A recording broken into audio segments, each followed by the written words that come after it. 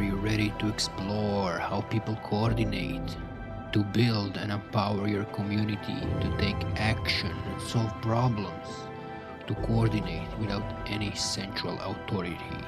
What? Bringing in the OGs of the pre-crypto decentralized coordination space together with the pioneers of the cutting-edge technologies to fuse their ancient knowledge with the latest tools in order to fight coordination failures, slay Moloch, and continue the endless search for the holy grails of decentralized coordination. Welcome to the front lines of coordination. Fuck. My brain is already melting. I hope you survive. Welcome, Aaron and Stefan. Hey, good to be here. Live at last. What's up, Peth? How are you guys doing on this beautiful and sunny day? Assuming it is as sunny in Miami as it is here in Croatia. We are in Miami and it is sunny. Is it? Yeah, it was raining the last couple of days, but it started the sun is out today. It is shining brightly. Beautiful. I feel like Miami and Croatia are like sister cities, kind of. What do you think, Peth? It has that nice coastal city vibe. Exactly. We'll have to come to Croatia at one point and do. I went to Croatia once a while back, but we'll have to. It's purely for academic research, comparing Miami and Croatia. I don't know, but like in movies, they always talk about Florida as this state where Americans go when they retire. And if that's the case, then it's pretty similar because it's pretty relaxed. People don't like working here. People like chilling in the sun and renting nice houses to tourists. That's like the coastal Croatian's dream, of living off of tourism and chilling and not doing much else. Miami will also don't work. So there you go.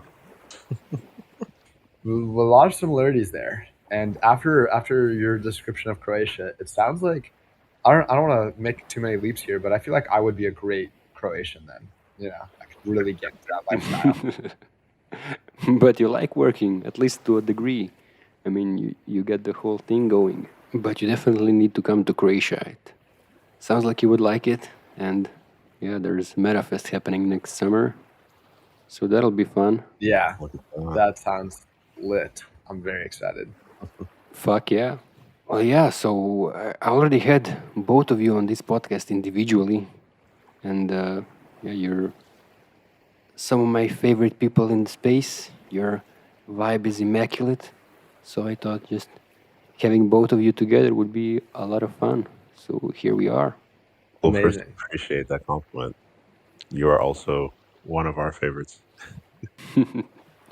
Thank you, kind sir. So we have a lot more listeners than we did the first time we talked to you guys. So why don't we start with a brief intro to Govrn? Yeah, totally. Well, great to meet everybody out there. My name is Aaron, for all those that I haven't met before. I'm one of the founders at Govrn. And at Govrn, we're building a DAO platform, a DAO tooling platform that helps DAO contributors like track, manage, and record their DAO work contributions so they can be better compensated by the DAOs they work for.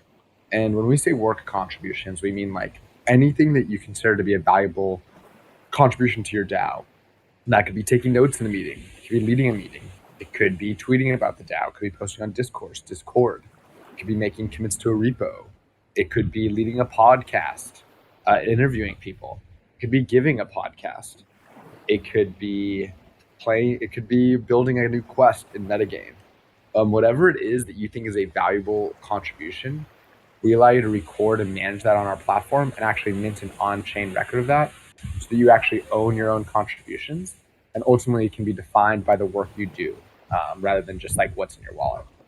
So that's what we are. I'm very, very excited about that. Stefan, why don't you introduce yourself and maybe fill in any gaps I put in? Thank you. Hey everyone, I'm Stefan. I work with this guy named Aaron, also at Govrn. I'm growth lead there. And Aaron, I mean, you definitely covered a lot, but the idea of all of this is how do we make sure that DAO contributors are, as autonomous as possible with the work that they do, right? And that the work that they do is owned by them in a sense, rather than, if you work for a company, you don't own your work. The company owns your work, or the corporation, or whoever. And in DAOs, that dynamic, that relationship has eased a bit, but there's still this idea, or at least in practice right now, we still have a lot of DAO contributors who don't feel like they actually own their work. It still feels like the DAO owns their work.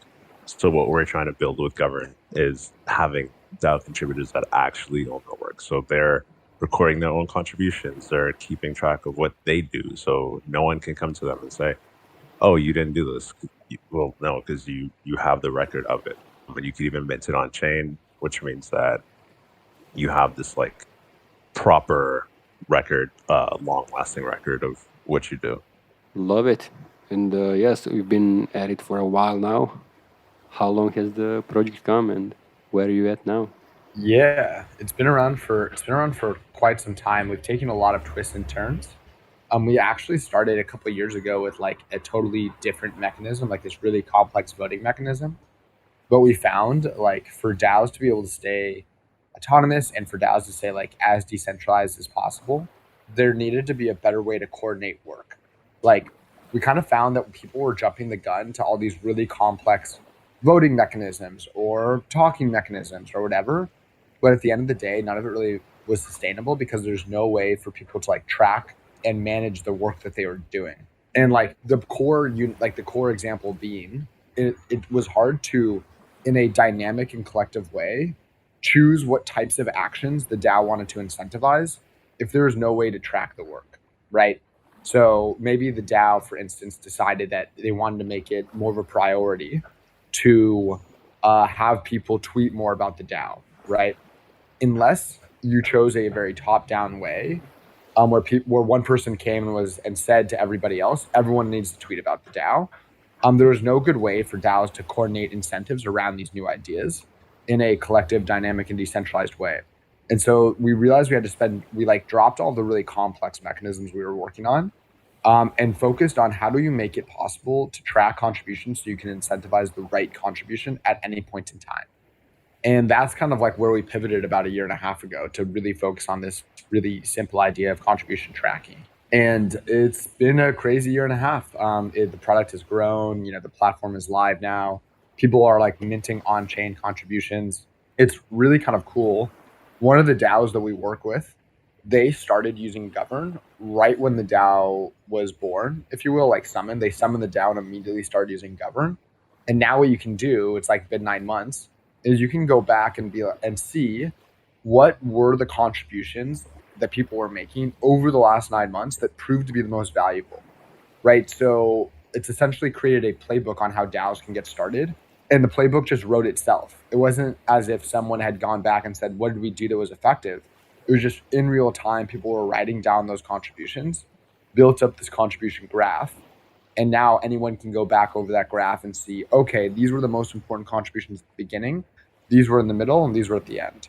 And so it's like had this really nice, it has these really nice properties when you start thinking about DAOs as contributions. So yeah, platform's live. People can start coming minting contributions right now. So how are the actions ranked? You said that you're able to see the impact somehow. So I'm guessing that it's not just a list of things that happen, but also ranked in some way. It is.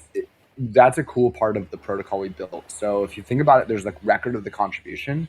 And then we have two other things, which we call like attestations and assignments. The framework we like to use, sorry, let me take a step back, is instead of trying to push for centralized consensus, which is like voting, that's a much more common paradigm to voting. We all get together and we vote on something that's like centralized consensus. We think of it as like aggregation of decentralized decisions. So the way that our protocol works is you have a contribution, and then let's say, for example, Peth, you did this podcast and you wrote that as a contribution.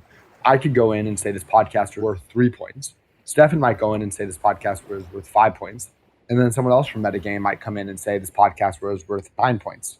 And then Metagame says to find out the value of this contribution, we use an average of everybody's assignments and get you the value that we as a DAO have given to it, right? So it's a really composable framework to being able to allow people to evaluate contributions privately, but have them roll up to like a meta evaluation that the DAO uses. Very cool. Yeah, sounds like something a lot of DAOs would benefit from having. Yeah, I was just gonna say there's it really depends on how many layers you want to add to it, depending on your DAO state, right? Because we also have, as Aaron mentioned, these attestations, which basically act as another kind of verification layer to the work that you've done. So, if you list you recording the podcast as a contribution, someone else who either maybe watch you do it or listen to the episode later can go back and attest to it. And then that could even tweak your kind of meta ranking even further, because now you have, based on maybe how many people attested to what you've done, or even specific people who maybe have different roles, and some roles may mean more for a certain context than others. So there's just so many layers that you could add to it. But I think that's going to be fun for a lot of DAOs to really explore and expand on as we roll out in the future as well. But yeah, we'll see a lot of interesting dynamics of how DAOs rank certain pieces of work, how DAOs rank certain like categories of work, et cetera, et cetera. Yeah, it literally is just, you can nest this as many times as you want it. It's fascinating. It's really cool. And we really love the work that SourceCred did. I want to give a big shout out to SourceCred. I think they did a lot of work early on that a lot of people are building on right now. So our model is a little different than SourceCred, which is I think adds some nice benefits, but SourceCred was like pioneers in my opinion. What was like your all experience using SourceCred, Peth? Because I know you all at Metagame used it for quite some time. Awesome and horrible at the same time. It saved us a lot of trouble in figuring out how much people should be paid and accounting for like contributions in general and rewarding people. But it's been giving us trouble lately as well. Since the SourceCred organization shut down, there has been a bit more technical issues. But yeah, really the main problem with SourceCred was the lack of UI. So the UX was just not good. And then I think that's the main lesson overall. Like, it doesn't matter how cool your piece of software is. If it's not easy to understand or at least easy to use, it probably won't get much adoption. That's interesting. We have a good friend of ours, Evan from Disco, always likes to remind us that people eat with their eyes first. What was your favorite thing about SourceCred? I'd say in general, like automatic tracking of the contributions, especially on the building side, and then like having a full history of all contributions to the project. So we have a full list of everything anybody ever did for Metagame going back 3 years, along with exactly how much XP or how many seats they earned for it. I think that's super awesome. So yeah, those two things, like automatic tracking and having a full history of contributions, pretty awesome. Yeah, that's super interesting. Was all of that like the tracking done via Discord, right? You could just react to different messages. Is that right? GitHub, Discourse, and GitHub. So we started with GitHub and Discourse, and then they basically built the Discord plugin for us.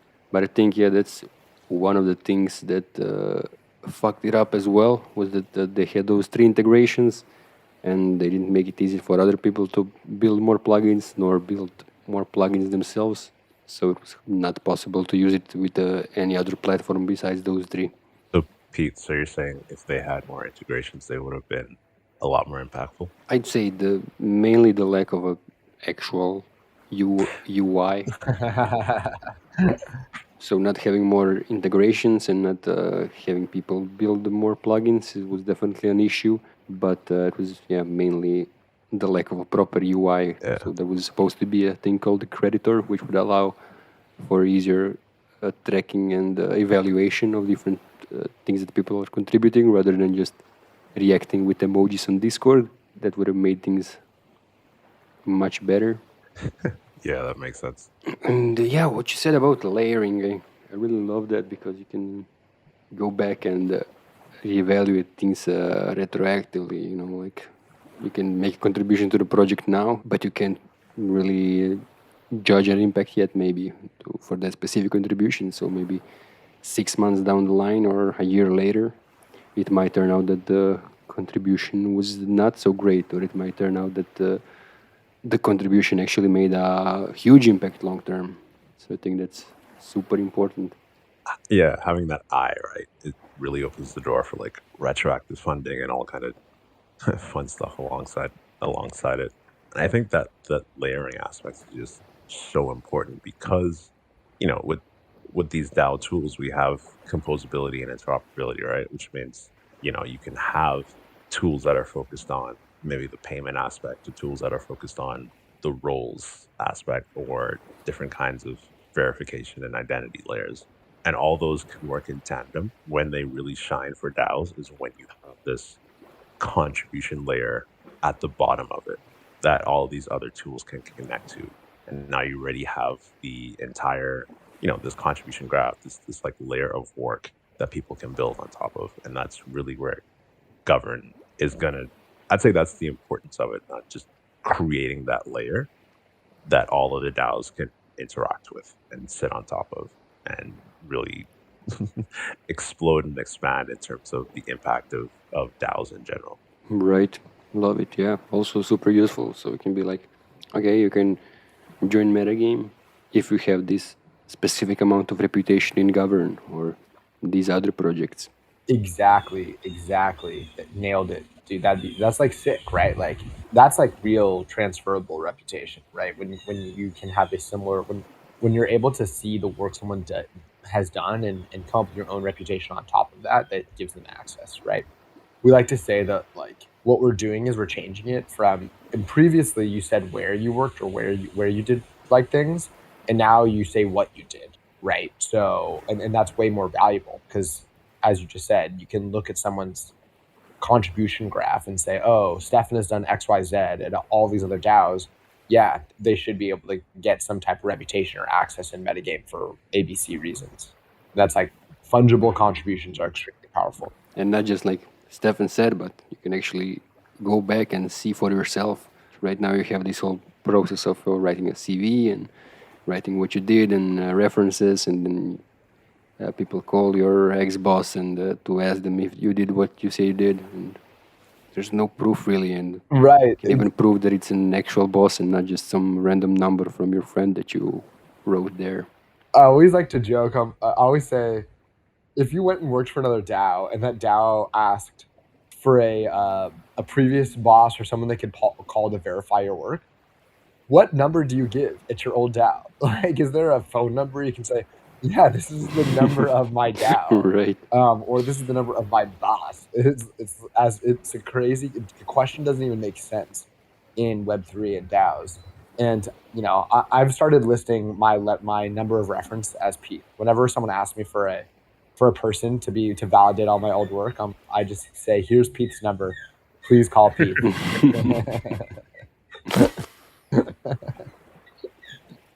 That's a lot of responsibility. I don't know. No, I give it to Pete because I know Pete. He just would answer the call and be like, "Aaron, who? No, I don't know anybody like that," and just hang up immediately. Nice. Yeah, I don't even know how they verify that shit, because I can just put a number from my friend and then they call him and they like, hey, we got this number. You're Peter's ex-boss when he worked at Apple. And he's just like, oh yes, I'm boss at Apple. Totally. Like, how the fuck do they verify? I love that. We got to go make a meme. Like, I'm boss at Apple. I'm the boss at Apple. Oh man, that's awesome. Yeah, because it's always like, you have to rely on trust. And the reason we have this space to begin with is that trust is not fungible. Trust is not something that is always guaranteed. So being able to operate in a trustless system or ecosystem is just the ability to do that is extremely important. Previously, we touched up on autonomy and giving people as much autonomy as possible, and yeah, we have the same idea with metagame, but then sometimes this weird problem between autonomy and alignment popped up. Like, you encourage people to be as autonomous as possible, and then it might turn out that what they want to do might not be the best for the project strategically, or they might just pick what's most fun to work on rather than what's most important. Or you have people who come in and they like do the minimum quality work and just try to extract money. Luckily, we didn't have much of that happening because metagame never really had money, but I saw it happening in like other similar projects. So yeah, like how do you deal with that, like this autonomy versus alignment? So there's this like dual edged coin here of emergence versus convergence. And one of the things that I like to think of as like a superpower of DAOs, it's like a double-edged sword. It's also its greatest weakness, which is that DAOs enable this new kind of emergent thinking and design, which is incredibly powerful, right? DAOs can continuously morph and change their form to fit whatever the scenario calls for in a really dynamic way, which is really exciting and cool. And new ideas can emerge from anywhere, right? Like that's why autonomy is so important. But what can happen is two things, right? When you have uncontrolled emergence, that means people could all be working in different directions, which is a problem, or people can choose to take the community in a totally different direction, right? And there's this line Christine has used that I think really kind of is Christine's one of the other founders of Govrn that really like encapsulates this, which is for DAOs to learn, you have to both allow for emergence, but also allow that emergence to be consolidated again. So like, let's say that there's a DAO of 10 people and 5 people go in a different direction, right? You've now created a divergence in the DAO, right? You can think about like a branch, right? You have 2 branches now. Now the DAO needs to go through convergence for everyone to get aligned again. And so a way we like to think about it is divergence in your DAO means learning and convergence means growth, right? So you learn by allowing divergence to happen, but then you have to create convergence again for the DAO to actually grow. Because what ends up happening is if you have divergence after divergence after divergence, even though you might be learning, you never actually grow because there's no actual coming back together, right? So you just have all of these branches that are all pushing in different directions, or even people taking it in the wrong direction. The only way you know something is a wrong direction is if like a convergence happens after and there's like a learning, right?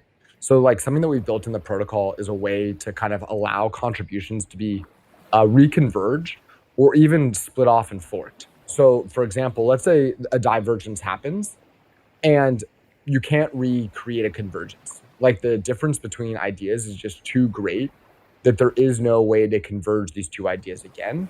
Then really what you need to do is split up into 2 DAOs now. And you got to make that really easy. And because our protocol, because our baseline is the contribution, it makes it really easy to split DAOs into 2 when this like divergence happens.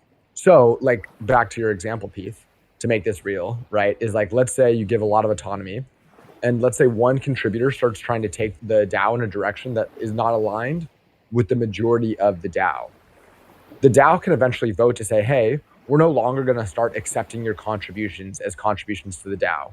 Like, feel free to fork the DAO and create your own version, but we're not going to accept your contributions anymore. We're not going to value them. We're not going to validate them. We just don't think they're headed in the right direction. And that person can say, okay, no worries. I'm going to go my own direction. And if other people agree with that person, they can decide to start contributing to that DAO instead. And so you have like a bottoms up way of letting people choose what branch they want to go on.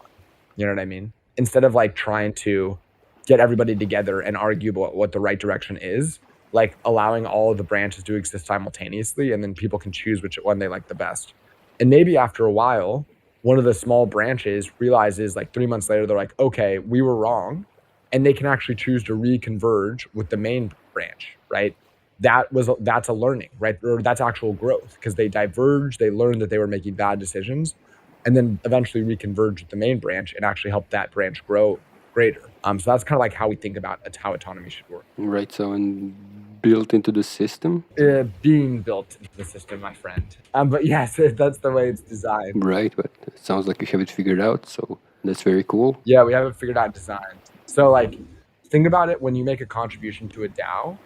We think about it as like double opt-in. So you have to essentially, you go and you say, I'm contributing to metagame, and you push a contribution to metagame. But then metagame also has to accept your contribution and say, yep, we accept it, right? But let's say that me and Stefen have been pushing a bunch of contributions to metagame and Peth is just denying all of them. Steph and I can say, all right, you know what? F Peth. This guy effing sucks. This guy's a loser. And we can, because all of the contributions are on the chain, we can essentially fork the contributions and come up with a new DAO that rewards all those same contributions, except any contributions made by Peth. And instead of Peth being the person that's deciding what's accepted or not accepted, me and Stefen together decide what is accepted and not accepted. So you can start like infinite number of DAOs and organizations from the same baseline set of contributions. So yeah, that's how it's like designed. So.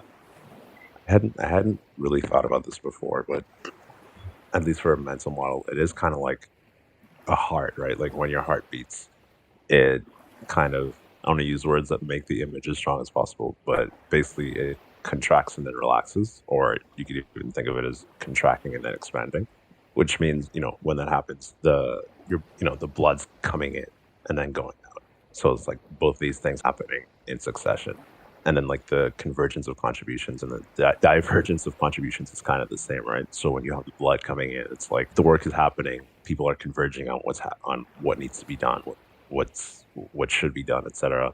And then blood pushes out. There's some kind of divergence. There's some maybe misalignment, and yeah, just like Aaron was saying, like after that happens, the blood needs to come back. There needs to be realignment, and when it doesn't, that means there's this open space for forking. Which again, like forking is not a good or bad thing. It's just if it needs to happen, it needs to happen. But the hope, with that is that then there's just two potentially vibrant communities rather than any kind of disarray between either. Well said.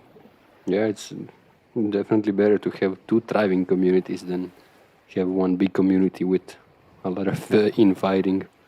But yeah, I love this whole idea of divergence and convergence and having this natural flow of diverging and exploring different directions and then coming back together and maybe cutting back on some projects, focusing on the ones that were the best, or directions that are working out the best for the projects, and then with time diverging again as more ideas pop up, and then converging again, and doing this in cycles. Sounds great. Yeah, you nailed it on the head. I really like the line that Christine used of like divergence is learning, convergence is growth. And I think like Web 1 or 2, pardon me, like where we all came from, it like never even allowed for divergence, right? It was like you have to stay in one line and you could never diverge. And then we came around with DAOs and Web 3 and we're like, holy shit, we can diverge. This is fucking wild. And we got really good at this. We got super good at divergence. We got super good at forking and splitting out. And then we split out so many times that we like went all over the place. We're like, oh shit, this isn't working now. And then now we have to relearn how to converge, right? Like, and so like things are a lot more dynamic, and that's how life really works. So I think we have to, like, that is the next phase that we all have to get better at. Great. Yeah, I love that you're thinking about it and building it in some way. So my next question is about bootstrapping. I think Govrn was pretty much in the same position as Metagame, being bootstrapped for most of its history. Yeah, for about a year we were bootstrapping, and then we went through an accelerator, and then we started getting some money. So yeah. So, bootstrapping, is it worth it? A question for myself. That's bootstrapping isn't worth it. Yeah.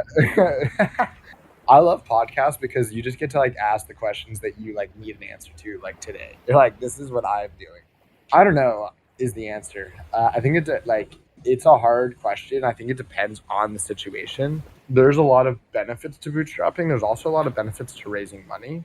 I will say that the difference between bootstrapping, I actually think that like grant funding is like open source like project funding is like actually better than bootstrapping.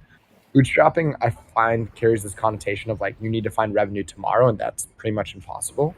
Like when you raise money, it's extremely helpful because it allows you to get a good amount of resources at a single moment in time, where you can go and bring, help create incentives for people to help contribute to the project.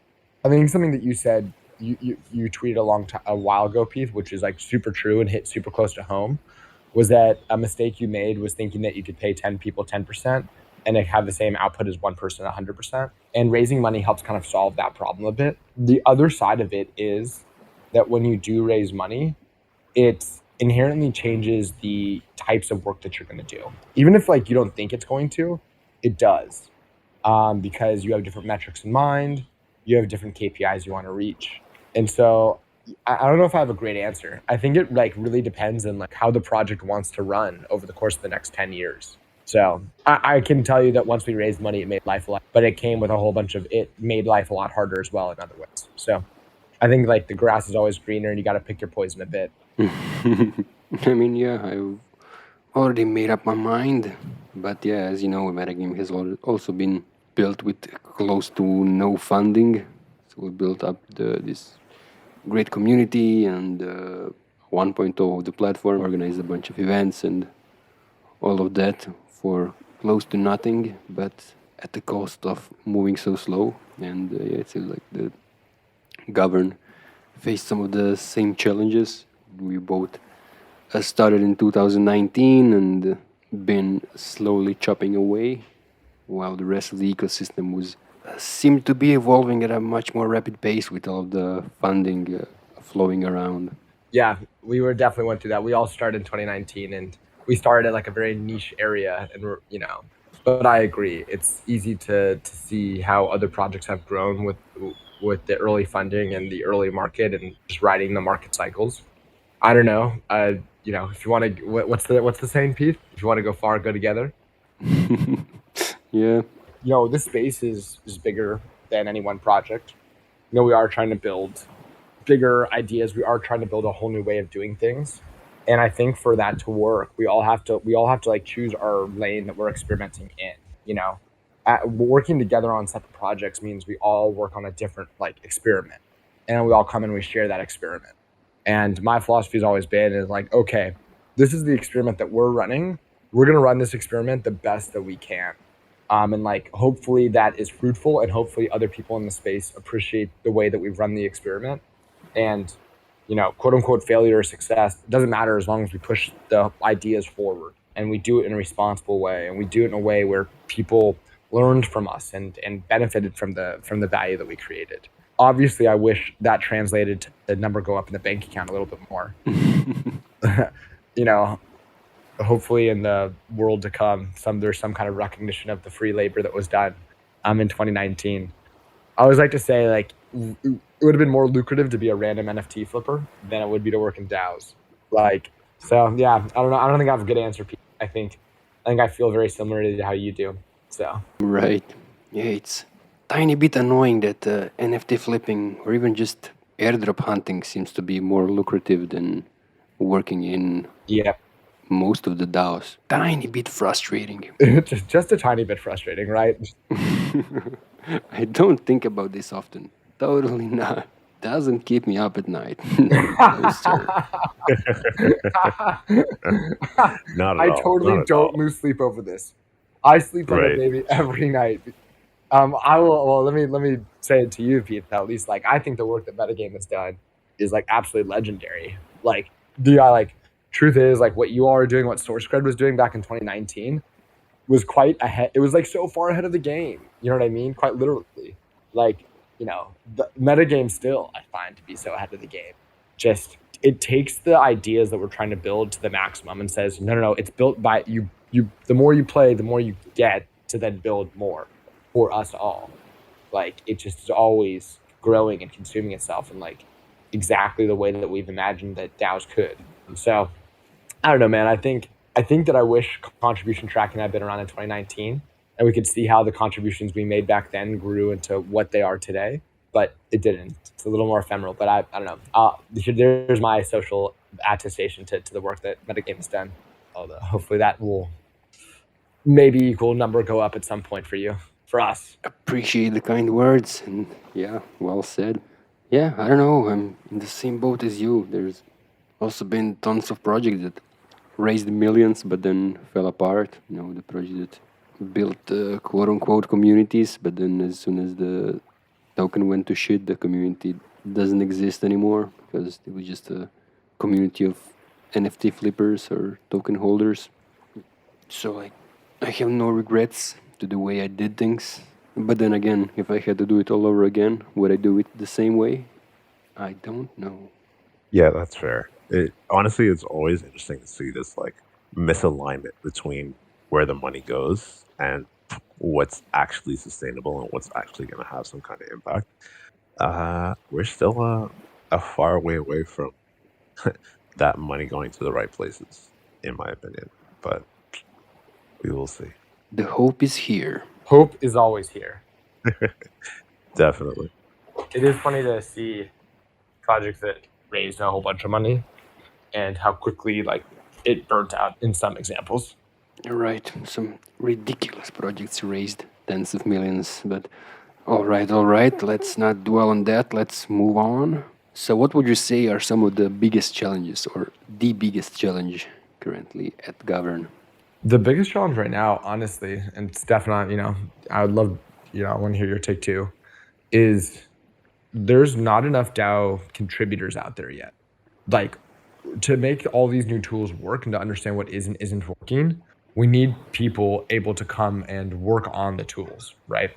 And right now, there's like more DAOs than DAO contributors. Right. And what I've found is that a lot of DAO contributors end up overextending themselves to too many DAOs. And so we're trying to figure out what the optimal number of DAOs is. So I don't know, one of the biggest problems is like, can we have enough experimentation time with the DAO contributors to be learning what is and what isn't working? This is something I think actually Metagame and a couple other DAOs do quite well, is the lore, right? What is the lore or what is the rituals around a DAO that makes it so that DAO can run effectively? You know what I mean? We can build all the tools and primitives we want, but if there's no like unifying narrative around the DAO, then it's hard to create operators because they don't really know the right way to act, or they don't know the way to behave, or there's no transfer of information. And so, that's something that we've been trying to figure out, is like, how do we get DAOs to create their lore or their rituals to make the DAO effective? Yeah, I actually totally agree with that. That is definitely one of the biggest things. To me, I guess, the number two issue is kind of similar in that, yeah, obviously we just need a lot more contributors in the space. And obviously the space is so cyclical that, when things are good, you get a good amount. And when things, when the bear market happens, everyone kind of runs away. So I guess I'd throw in there the space needs to be a little less cyclical.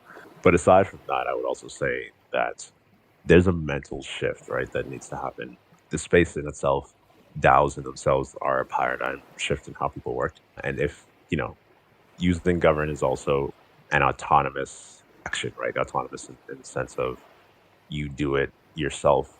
Like you don't rely on the boss at Apple to record your contributions or your manager or whoever. It's you doing it. I think creating that mental shift, creating that culture of just recording your own work.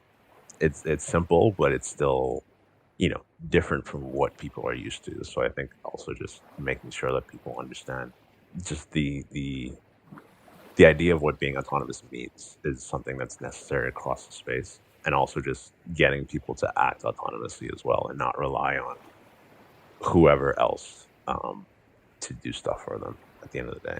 Yeah, just getting people to be autonomous is a bigger challenge than I thought. Like, people are just not used to being autonomous. People are used to being told what to do, and then they come here and expecting to be told what to do. Like, hey, what can I do to help? I don't know. I need permission to act. No, you don't. Right, exactly.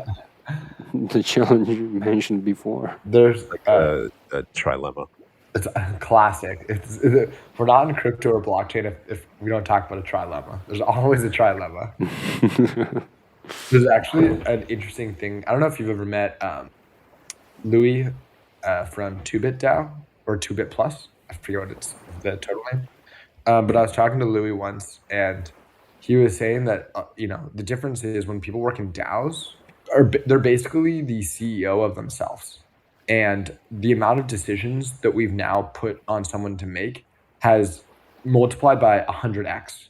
Whereas before you're making maybe 5, 6, 7, 8 decisions in a day. Now you're making 100 decisions in your day, and that new cognitive workload is like crazy, right? People are like not ready to make all those decisions now.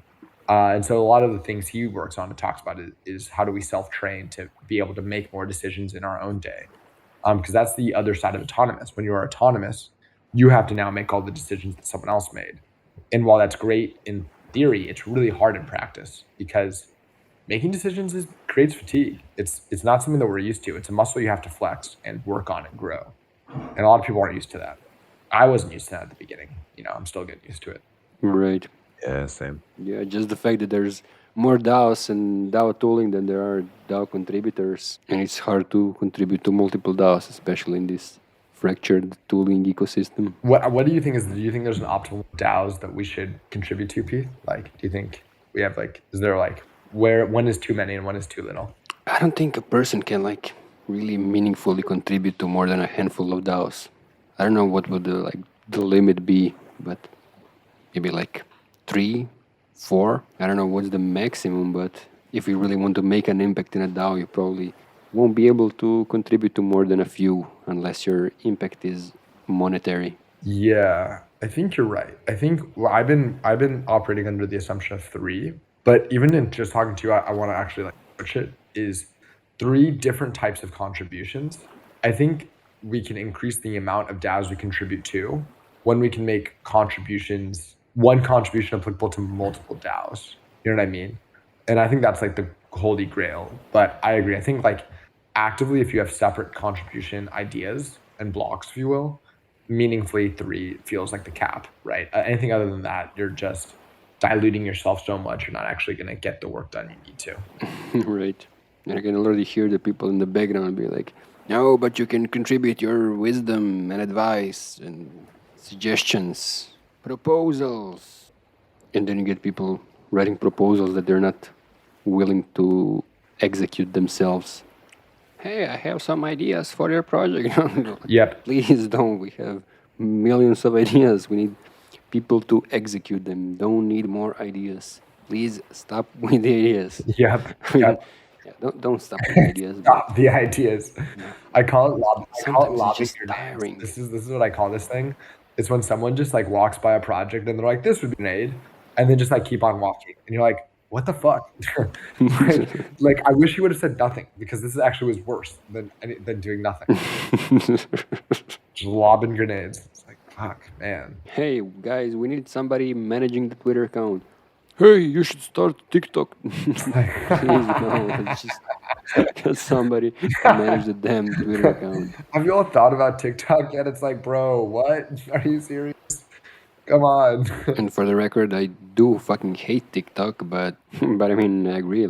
If the person who's suggesting that is willing to start the TikTok and run the TikTok account, and by all means, but usually they're just throwing the idea in there. Yeah.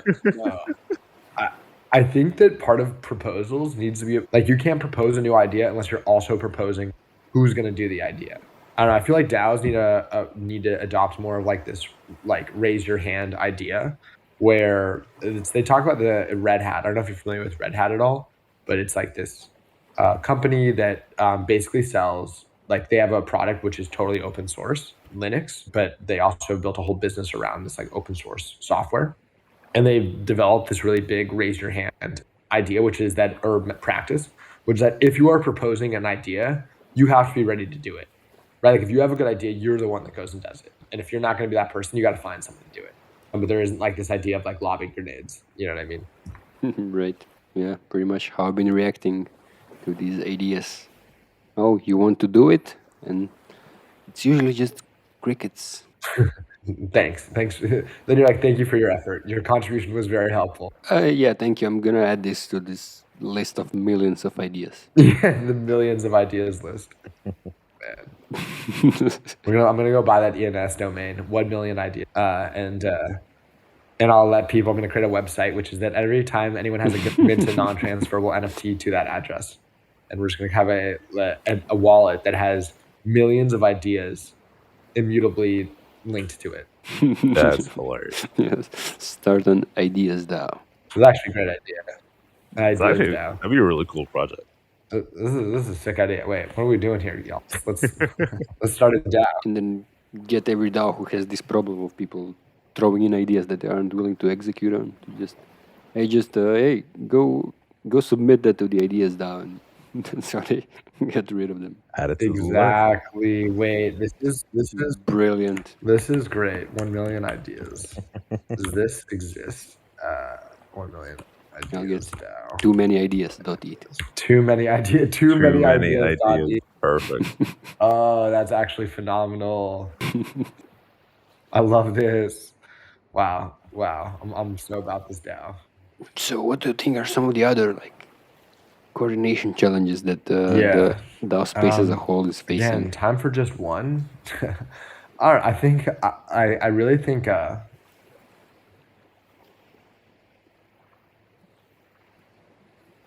knowledge transfer. I guess I don't know.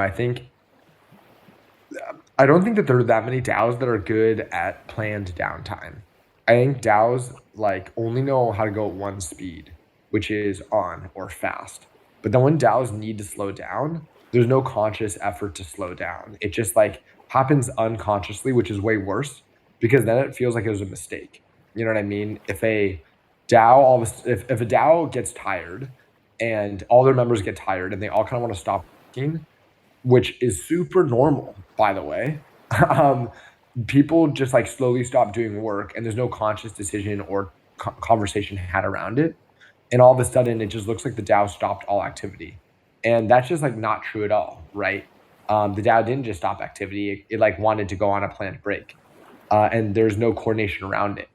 So I think that is one thing that we all struggle with because that ends up creating a lot of burnt out people and a lot of burnt out DAOs.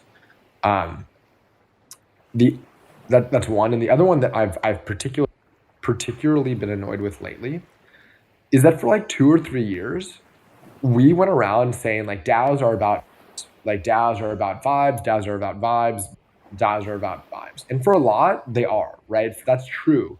But unfortunately, you can't point to vibes on a balance sheet. And what ended up happening is after 2 or 3 years of people just talking about how DAOs were vibes, all of a sudden, everyone decided to change and said DAOs are actually not about vibes. DAOs are about this goal or this metric or this KPI. And if you haven't been measuring or you can't prove that you've met this, then your DAO is not a good example of success. And it's yo, what the fuck? For years now, we've been talking about how that vibes were the most important. And so what did people do? They went out and built DAOs that were vibey, right? For lack of a better term. And then all of a sudden people started shitting on the same DAOs. Oh no, I'm we not can't saying- eat vibes. Oh my god. Yeah. It's well, one, so many people called this out. Vibes don't pay. You know what I mean? At the end of the day, I need money, right? But two, shut up. If I can find a tweet on your Twitter that says DAOs are about, you're not allowed to come and be yo, your DAO is a failure because it didn't meet XYZ metric, right? We need to be a little bit more forgiving of each other.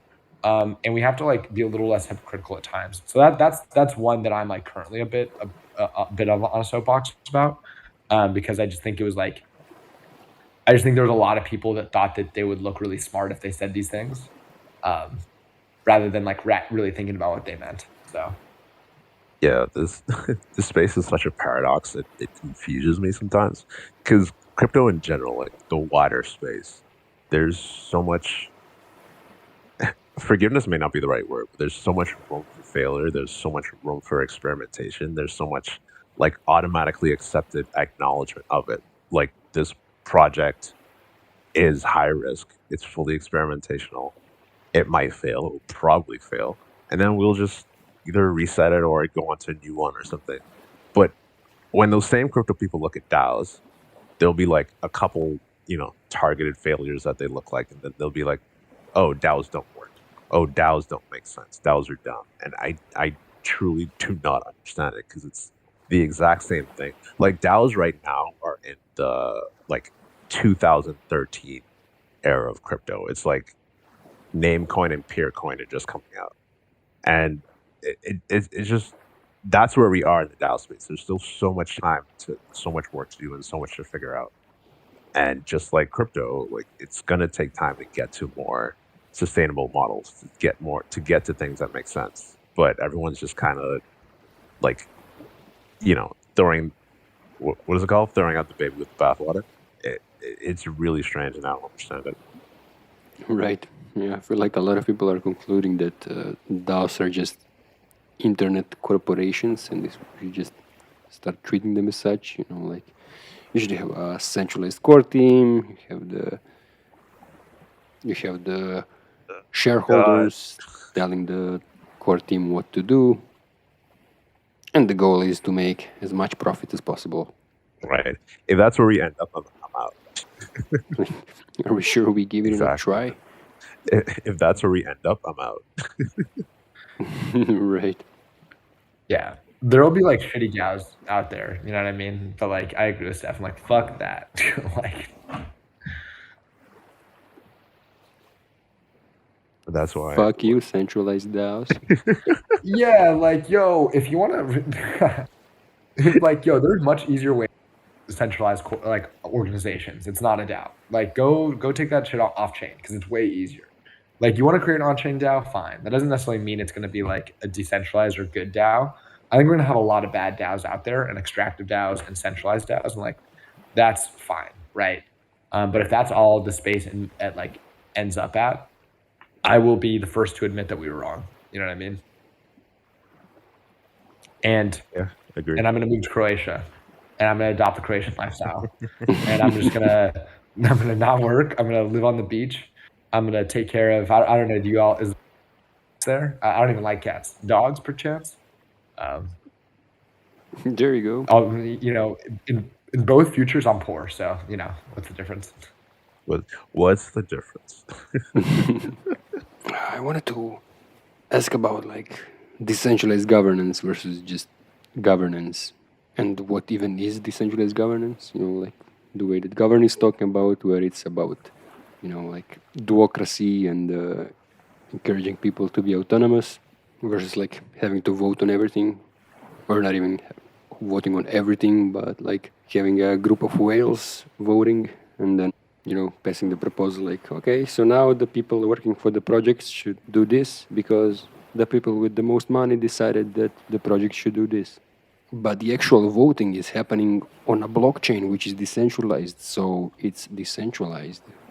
Or is it? What even am decentralized? Yeah, this is something that my thinking's changed a lot on over the last couple years. I now am starting to drop the narrative of decentralization, and I'm more starting to adopt the narrative of anti-capture. Is that I want to build capture resistant organizations. That feels like really what I care about. And same thing with governance, right? Capture resistant governance mechanisms. And to me, having the ability for exit rights and forkability is the ultimate form of accountability. In my opinion, there's two ways to achieve decentralization. You just increase the amount of nodes in the network so that no one person can capture it, or you have an accountability mechanism, or you have unalienable and immutable exit rights. So if you start making decisions that we don't like, we can fork without you and be like, we're done with you. We don't need you anymore. We're going to redo it without you. Because then that keeps the actor in check, even if they have centralized power. If you can leave with zero cost to yourself and redo it without the bad actor, right, then you have an accountability mechanism, and it's and it allows for this capture resistance idea. So that's kind of where my head's been at. I think it gets really tricky when you start to measure what is decentralized. I don't think I have a good mental model for that. And to be honest, the DAOs I thought were the most decentralized, it had most decentralized governance process, in the last 6 months I've found to be more centralized than I imagined. So I think that's an evolving thought. Yeah, I think that makes sense. It's something that we're all still trying to figure out, and that's an interesting point you made too about that I guess the pods mechanism can feel a bit more centralized because now you have certain decisions being made within certain subgroups. But I think that the goal there is really just to make sure that one, decisions for the DAO, at least some level of decisions for the DAO, are being made by people who are maybe best fit for one particular thing, so that can continue no matter what the overall, just whatever the goal is, can continue it without too much outer interference, for lack of a better word. I don't think anyone wants to be in DAOs where everyone has to vote for every little thing. So I think that's just an important aspect of the pods mechanism. And then just in general, and Aaron talked about just how his thinking has changed. it's funny. I actually used to be really bullish on token DAOs just because I thought the liquidity aspect of it was just so cool and so interesting and so potentially important. And I realized very quickly that that is not the case. I mean, yeah, the fungibility and the liquidity aspect is cool and still useful for, building an economy around these DAOs, et cetera, but not so much for governance. So at the very least, I'm glad that, there's a lot more focus on non-token voting. It's like a hybrid structure with like NFTs rather than just tokens, or maybe like quadratic voting people are doing. But interestingly as well, and I kind of touched on this earlier, this idea of, having ownership of your contributions, right? And having a contribution layer that interacts with maybe, reputation tools or identity tools or payment tools, et cetera, et cetera. And using and combining all these and using these within DAOs kind of opens the door for governance that's based on contributions rather than, governance that's based on the tokens you buy or the airdrop you got. And all these can be interacted with and done as like a hybrid system. But now we can actually build contribution-based governance, which is governance based on your work rather than your capital or rather than money you've put into the system. And that, again, that's fine as well, but it shouldn't only be based on your capital. All right. Yeah, I love this idea of it being about anti-capture, and especially as a lot of decentralization is not exactly decentralization, and there being multiple kinds of decentralization. So the anti-capture is something that you can more easily stand behind versus this vague idea of decentralization. All right. So one last question: how do you maintain the vibe? How do you guys maintain such a great vibe on a personal as well as the DAO level? Oh man, such a good question.